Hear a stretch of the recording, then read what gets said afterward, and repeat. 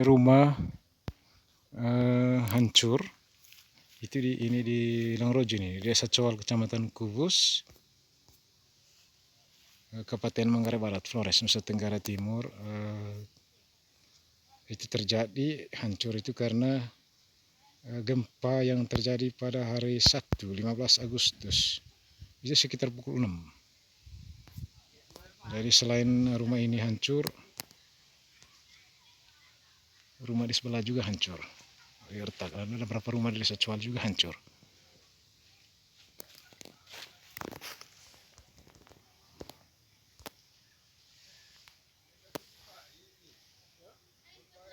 Ini rumahnya Stef Rame di Liangroji, di Secoal, hancur.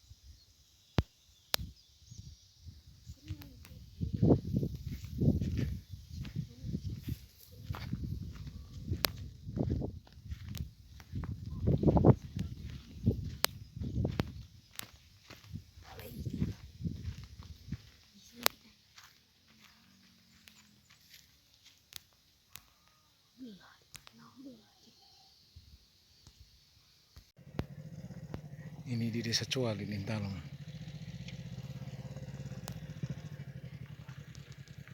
Ini rumahnya Om Stanis Ganti yang hancur di Intalong, Desa Coal.